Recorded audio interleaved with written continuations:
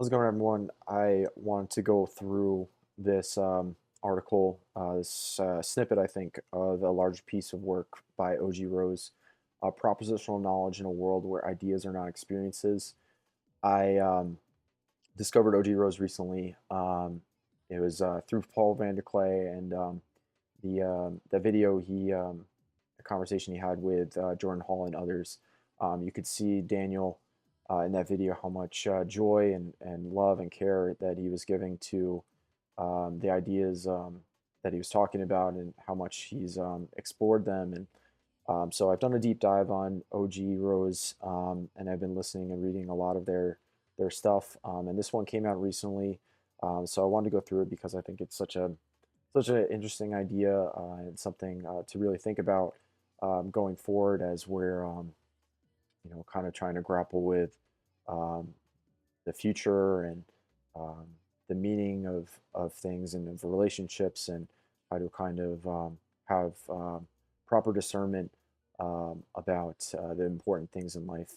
And here they explore the kind of idea that ideas are not experiences, and that when we kind of think about talking to people about maybe thinking about through things and stuff, that's not, as they argue here, it's not something that can necessarily change someone. You just talk to someone about an idea, they're not going to necessarily be totally moved by it. But experiences, on the other hand, those are the things that kind of change people. But as we'll go through in this paper, that you also need to have there's a relationship, something deeper than also having an experience. You also have something you have to kind of wrestle through that experience a little bit more to kind of be fully um, to get the most out of it, to fully have a changed um, being um, through that experience. So here we go.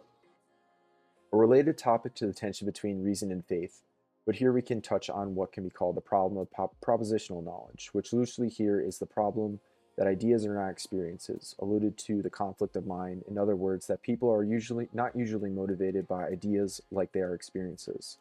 This becomes a central problem for O.G. Rose, but if that is true and we can associate reason with ideas and revelation more with experience, I acknowledge the division is so clean, then what is the point of reasoning? It doesn't motivate and change people like does personal knowledge, as Michael Poloni discusses, and also doesn't reason risk us falling into isness and away from suchness, and as has been discussed through O.G. Rose with David Hume, that's also, even if the tension between reason and revelation can be resolved as we've attempted in O.G. Rose, why risk it? The risk seems to have little hope of any worthy return. It is true that reasoning and philosophy more generally run the risk of destroying us. The greatest problem of philosophy is philosophy, after all, to allude to a piece in Belonging Again. However, as brought out by the great Dr. Livingston, we also learn in Hume that we require philosophy for self-defense and to avoid manipulation.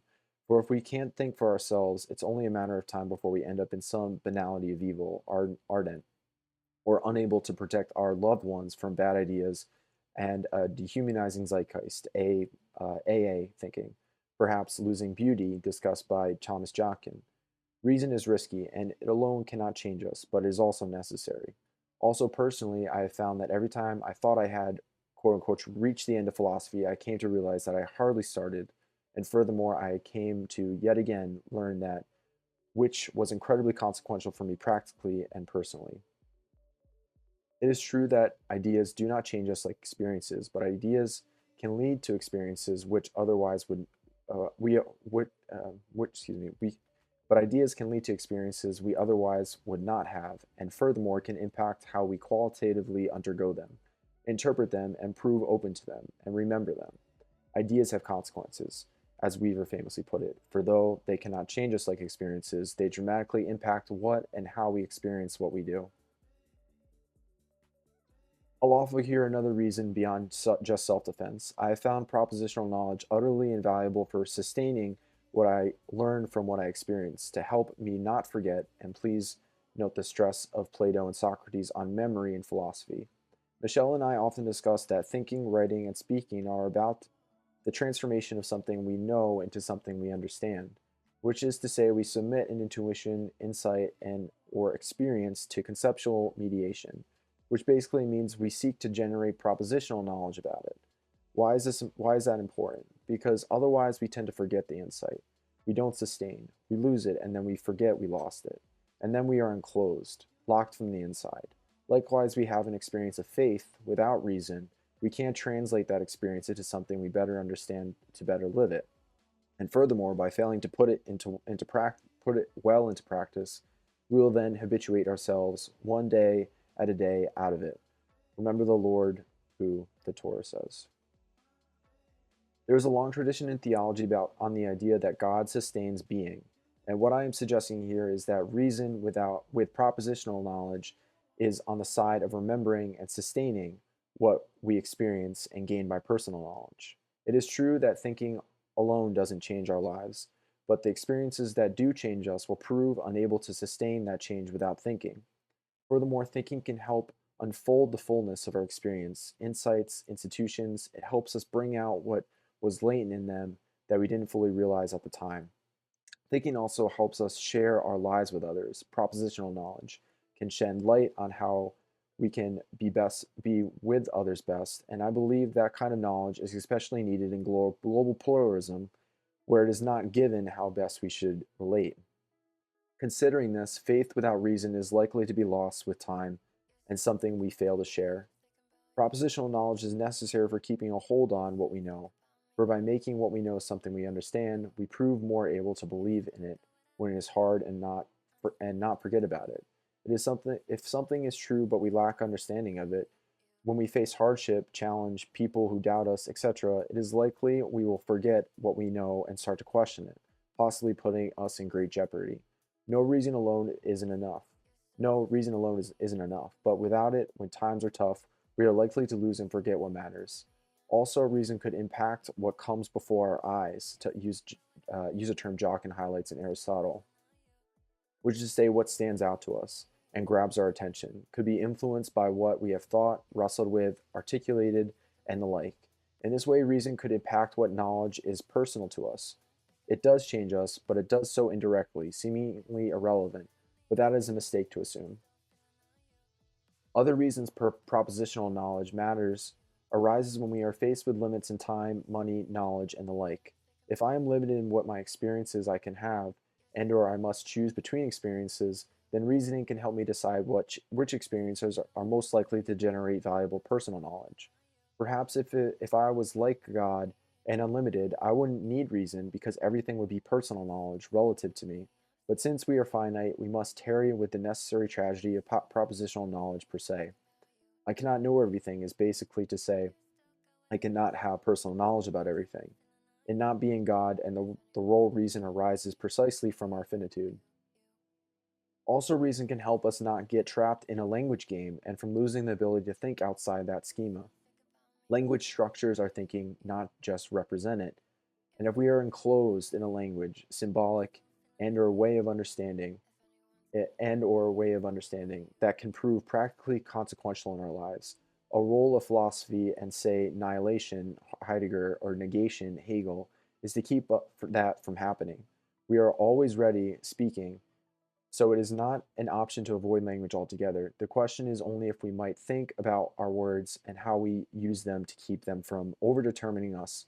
Consider meaningful and metaphoric tendencies, a lifelong effort. If in faith we discard reason, the quality of our choices and our capacity to avoid overdetermination are both likely to lessen. Lastly, and perhaps the most important reason propositional knowledge matters is that we are always already closing ourselves off from experience, and we need reason to keep that from happening. What do I mean? Well, our brains are in the business of saving energy, and we naturally and gradually come to experience the world in the least energy-using way, which means we simplify, overlook nuance, reduce complexity to simple binaries and the like. In a complex world of global pluralism, this sets us up for misunderstanding and reductionism, which can render pluralism unworkable, makes us see ourselves as inferior to artificial intelligence and other consequences. As we discussed throughout O.G. Rose, we are naturally toward understanding reality as AA, and if we don't think about it, we will conclude AA is the case, cutting us off from AB. Our experience of reality alone does not wear on its face, alluding to Cardinal Newman again. If it is metaphysically identity-based, AA, or relationally situational, AB. We have to make that choice, the absolute choice. If we don't think about it, we will likely simply absorb a position, say AA, which is ultimately self-effacing and auto-cannibalistic. Yes, reason itself could contribute to and solidify that enclosure, AA, but at least reason has a chance of keeping us open, AB, and we're always already self-enclosing. So what do we have to do? What do we have to lose that we're not already in the process of losing? Reason is necessary if we are to realize and choose that lacks are nothing, AB, and as Jockin and I have discussed. And in this sense, reason plays a role just as important as personal knowledge. Without it, we will naturally end up believing lacks are nothing, AA, and no matter how much personal knowledge changes us, it will not change us in kind from AA to AB. Why? Because we cannot experience that lacks are not nothing. We instead experience lacks are not nothing, and then decide what they mean. Phenomenology can entail a dream that is possible to arrive at a full presence. But even if a phenomenon could be fully immediate, it would not in that disclose to us if it the metaphysics of Kant or Hegel was best, for example. As Hegel stresses, there is a point where conceptual mediation is necessary. To avoid thought is to think what comes most naturally, which is naturally self-effacing. A thing cannot, in its presence, inform us what mode we should see and interpret it through. We must decide the glasses we will wear, and the decision must involve thinking. Lacks cannot give us, by their presence, an experience of AA or AB. Rather, a lack can give us an experience of bothness, birdie and donkey, that we then decide is it either AA or AB. How might we realize the bothness of lack into either AA or AB must come to us as an abstraction. From experience itself will not give us this choice, and hence we need reason for the towardness of our personal knowledge, but all of this requires elaboration. Um, yeah, so I really like this essay because this section because it's exploring the ideas of um, uh, having ideas and the limits of ideas or and what limits can ideas and thinking, you know, kind of philosophy or exploring other ideas where they can lead to experiences that will actually change us, um, but then also having to have some kind of reason to integrate them within us. And it's kind of just a wonderful interplay. But um, yeah, trying to, um, yeah, trying maybe to be in circumstances that can create those um, events where we are, finding out new ideas and helping us kind of go through changing experiences. Maybe it is, um, finding something about God or something like this, and then you go to church and then you kind of have an experience within church where maybe you're talking to someone and about their life experience or something like that, and that is a very meaningful change in your life.